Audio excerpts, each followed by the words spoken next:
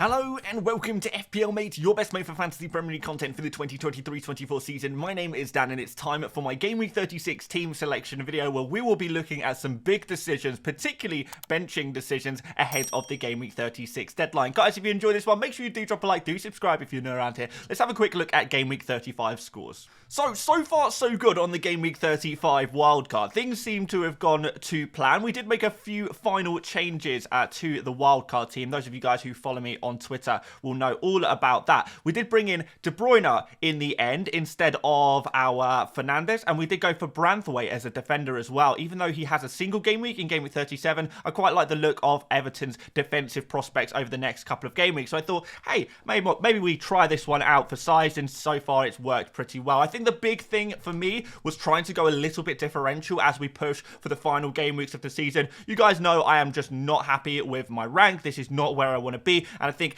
making some smart risks, I suppose, may be able to take me to the right level. And I think so far so good on that one. Of course, this Game Week 36, at time of recording, has not completed yet. We've still got the Spurs versus Chelsea game to happen tonight. That may have already happened by the time you guys watch this, but I think we should be comfortably on a green arrow now, and I think the green arrow should only get a little bit better. And I'm hoping to break into the top 200k for this game week, and then the following game weeks, the final 3 game weeks of the season, I'm hoping we can maybe do top 100k, maybe even more. It depends on how well the differentials do, I suppose. So yes, guys, a good game week 35, very, very strong.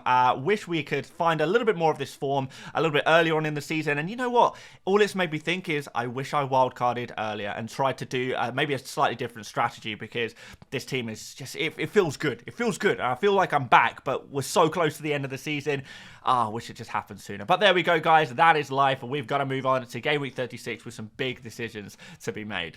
So, we have just 0.3 million in the bank, so not too much money to spend on transfers, but we'll lay out our team and see how it looks for this game week. And given that I've just wildcarded, it still looks reasonably good. So, first of all, in goal, we've got Onana. Onana away against Crystal Palace, and I don't mind this fixture, and I don't mind this goalkeeper, because what we see with Onana, we saw this last game week as well, is that he makes so many saves. Whenever Manchester United can keep a clean sheet, Onana is going to haul. The problem is, Man United just do not look like they are going to keep a clean sheet. So it's going to be very, very difficult for the likes of Manchester United to get that 0 goals conceded over the line. But if it does, honestly, I think Onana could be on for a very big haul. And I think, given that both of my goalkeepers that I have in my team, neither of them are super likely to keep a clean sheet this week, maybe we just go for save points this week, to be perfectly honest. And if that's the case, it's going to be Onana. Onana is the save points guy at the moment. He really, really is. So given that, yeah, goalkeeper's just a tough position at the moment. There's no real strong defences outside of Arsenal that we can actually rely upon. So let's go for saves, and Onana certainly provides that. In defence, we've got Gabriel. He plays at home against Bournemouth. So Gabriel, one of the couple of single game week players for Game Week 37 that I actually wanted in my team. And one of the reasons was this very fixture against Bournemouth. I do really like the look of Gabriel against Bournemouth this week. I think Arsenal are going to be back to keeping their clean sheets in a fixture like this. Not that Bournemouth are a bad attack, because I don't think they are, but I just think Arsenal are that good of a defence. And it's going to take teams like, Liverpool, Man City, Spurs, the top attacks in the league, really, to break down this Arsenal team. And that's kind of what we've seen this season. And the teams like Bournemouth, great team, and they're going to score against pretty much any other opposition. But Arsenal, I think, is going to be a tough test for them. Maybe some attacking returns for Gabriel. We haven't had one of those in a while, so maybe we are due. Dan Burn is the next player in this team. He plays against Burnley away from home. Burn against Burnley. Could we potentially get a clean sheet? Just like the one we were promised in Game Week 35. Didn't quite happen against Sheffield United, but another reasonably good fixture from a defensive point of view here. And I think Burn, given that unlike Fabian Schär, we know he's 100% fit, and we know that Burn is a fantastic aerial threat as well. Can we get something from him this week? I think there's definitely going to be points on the cards for Burn coming up soon. If not now, when? Next up, Branthwaite. He was a bit of a hero for me last game week, a differential returnee with the clean sheet, but Luton Town is a little bit more difficult away from home, I would say, than the Bournemouth game. However, I say that Is it? Because statistically speaking, Luton, despite the fact they do seem to score 1 goal per game, every game, that's just the Luton way in a way, but looking through the numbers, Luton actually tracking as the 2nd worst attack in the league at the moment in terms of expected goals scored, and that's, you know, kind of worse than the likes of Wolves. It's only better than Brighton, who are rock bottom of that particular statistical table. So, it's an away game. We expect Luton to score 1 goal per game. Everton obviously now safe from relegation as well. Are we actually guaranteed a clean sheet here? No, but you still got to fancy your chances, and maybe Branthwaite can pop up with one of his famous attacking returns as well. I say famous, they don't happen very often, but it would be nice to see one of them there. So yes, come on Branthwaite. Viva la Branthwaite, let's take you into game week 36 with a bang. De Bruyne up next. Okay, he's probably the big differential, the high upside differential in my team. I'm sure a lot more people will be bringing him in this game week, and yeah, that will probably mean that he's less of a differential than usual, but you know, I still think he's going to be a player who not too many people can get to, particularly those already tripled up on Man City. Wolves is a good opportunity, and you just know with De Bruyne, you know, one of the reasons I brought him in was because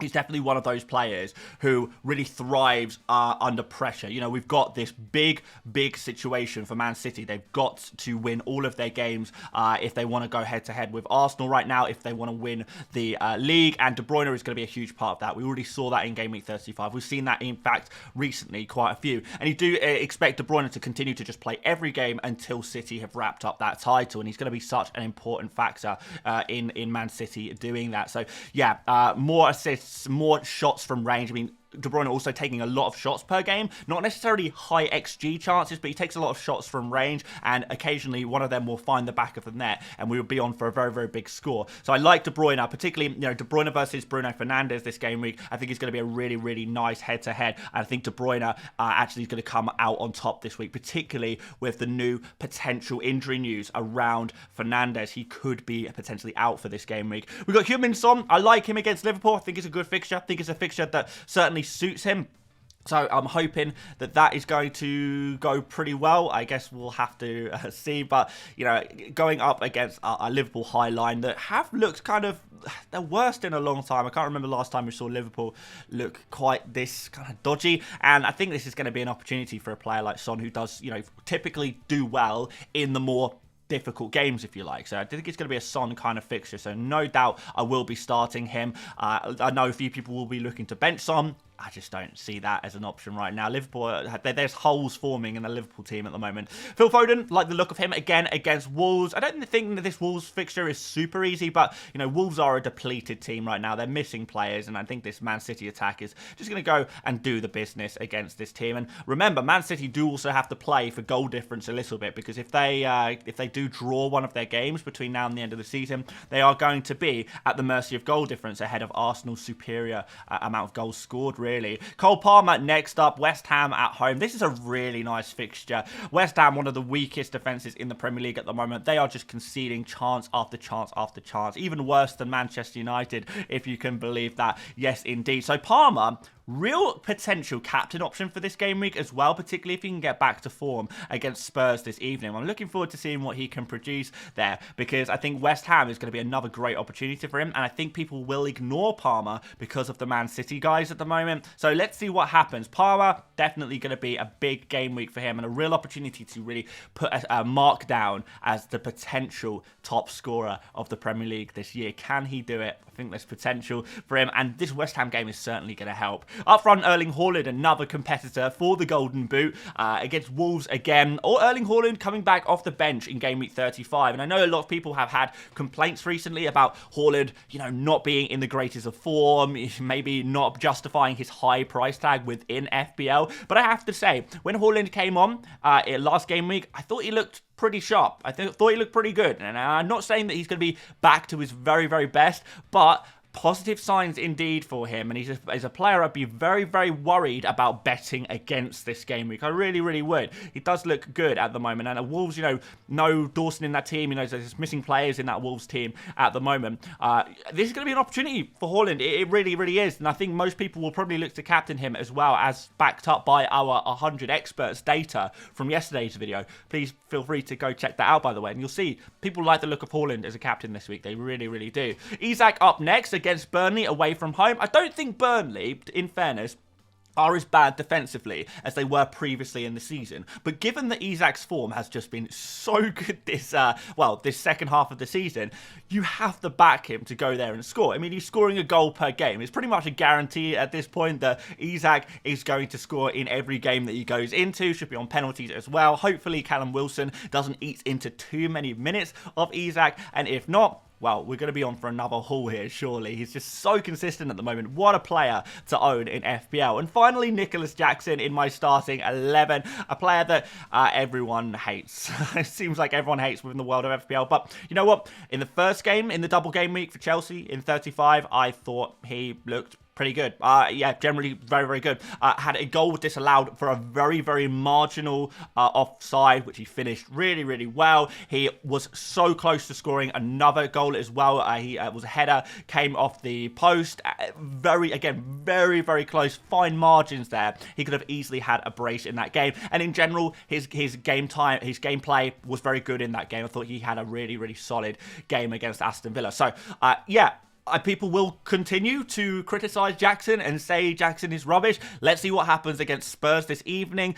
But if he puts in another good performance against Spurs this evening and then goes at home to West Ham, one of the weakest defences in the Premier League, I would feel confident starting Jackson this week. He is not a player I would particularly like to bench, despite the criticism that may come his way. At the end of the day, if he's playing reasonably well, if he's getting chances to score against weak defences, that is a good sign. That's what we want in FPL, really. Going on to the bench, Petrovic. Now, I definitely could play Petrovic.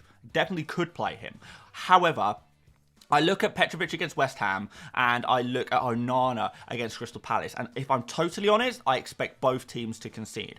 I would say Petrovic has the slightly higher chance of a clean sheet.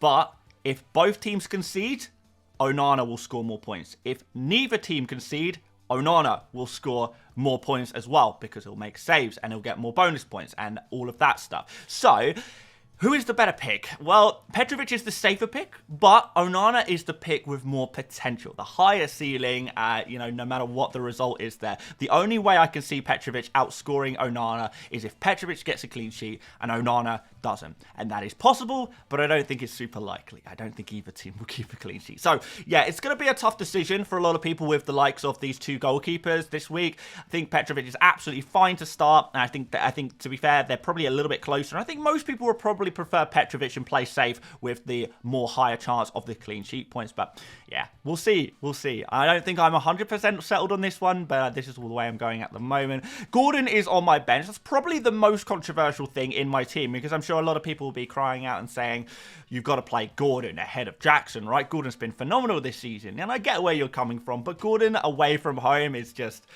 not it. He just doesn't perform away from home, and I do think there's got to be a certain amount of coincidence to the fact that he doesn't, do very well away from home, because surely a player this good is, capable of scoring in other grounds other than St. James's Park. Like, surely he just doesn't, this isn't some conspiracy, right? I don't know. It seems a strange one. However, like I kind of mentioned earlier, I don't think Burnley are as bad defensively as perhaps they were earlier on in the season, and certainly looking at the numbers, that looks to be true. And Jackson against West Ham at home, I just think presents a higher upside opportunity there. So Gordon, I don't mind him, and I think if I had to play him, if I had an injury in my team, for example, for those of you who have Bruno Fernandes, I would absolutely be fine with Gordon coming off the bench for Bruno Fernandes for this week. I think that's absolutely fine, no problem at all. But I'm left with a difficult decision here between, the likes of Jackson, Gordon, Son, maybe would you throw in that conversation? Probably not, to be honest. It is between Jackson and Gordon, really. And yeah, I prefer Jackson, and that's just me. It's not going to be it for everyone. A lot of people will prefer Gordon, but you've got to play your own game, haven't you? Pedro Porro is another player I'm not super confident about benching, to be honest, because Liverpool have been kind of not great finishing recently. They have still got an amazing amount of opportunities to score goals, and I do think Liverpool will score against Spurs, to be fair, particularly Liverpool playing at home. But you always think, you know, what if Spurs manage to keep a clean sheet? Super unlikely, isn't it? But more so, what if Pedro Porro gets an attacking return, and even against Arsenal, he clocked up a decent amount of XG and expected goal involvements, I suppose, in that game. So it doesn't look like Pedro Porro is, you know, getting back to his best in terms of attacking potential, and I do wonder if he could get an attacking return against Liverpool and actually blow kind of the likes of Gabriel, Bruyne, Branthwaite out the water, particularly if, you know, these players are not getting attacking returns. We're just going for clean sheets, really, with some of these other defenders, where Pedro Porro has the higher attacking potential than any of the defenders that I'm currently starting. So that is one worry there. Maguire, not that bothered about. Like I say, I expect Crystal Palace to score against Manchester United. It's just Maguire, unfortunately, does not have the benefit of getting save points because he's a defender, and you can't use your hands if you are out on field. So Maguire, I think, will stay on the bench for this game week. So there we go, guys. That is my starting 11 as things stand. Let me know what you think about it, though, guys. Would you change anything about that? Is there any other players you might look to switch? Do you prefer Petrovic to Onana? If so, why? Would you play Gordon over one of my other attackers? Again, if so, why? Be interested to get your thoughts. For captaincy, guys, I'm going to be going for Erling Holland, probably, although vice-captain is on Palmer, and I'm super tempted to go differential on this bad boy. I just think I'm a big advocate of captaining the player you think will score the most points, and I do think that right this second, Holland is the better captain than Palmer. Even though Palmer presents a really nice differential opportunity, I still think Holland is the better captain, to be fair, and seeing his improvement in his sharpness, I'm worried about Holland going nuclear in a game week like this. And I don't know if it's the week I would be happy to take a risk, to be honest. So, yeah, I would love to captain Palmer. But if I'm totally honest with you guys, I don't think Palmer is the better captain. I wish I could say that he was. If so, I would be going there all day. But there we go, guys.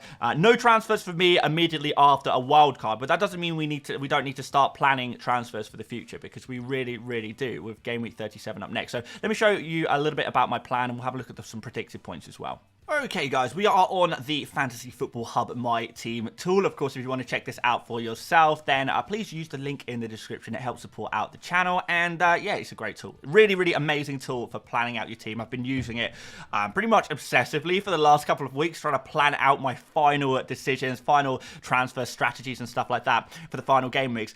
Also, the predicted points are really, really useful to kind of get an idea of what kind of points you might expect each player to get, and it can help make those 50-50 decisions for you if you are a little bit worried. Okay, just check out what are the predicted points, what does the data kind of produce, what do the algorithms produce in terms of those predicted results that you might get from your FPL assets. So guys, what I should say is that the AI, the algorithm, the data doesn't fully back up my decisions. It backs up all of the attackers, so that the 8 attacking players, midfielders and forwards, it likes the order I've got. It thinks it's perfect, including captaincy and vice-captain. Everything is fine. Gordon on the bench with slightly lower predicted points than Son, who is actually the second worst expected points out of my personal attackers.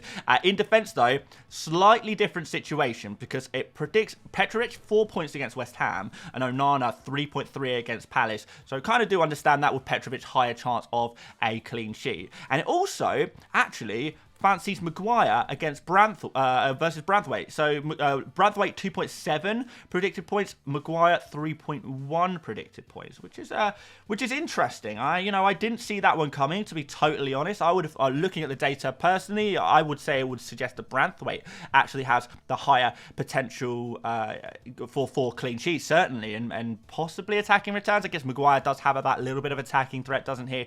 So I'm going to stick with what I've got. I'm going to bet against the algorithms on this particular instance, but I think the rest of it is probably spot on. You know, there probably is a better chance of Petrovic scoring more points, but I fancy Onana for the slightly higher upside there. Everything else looks pretty good, to be perfectly honest. Now, going through to Game Week 37, this is what my team would look like for my bench boost, and yeah, pretty strong, I would say.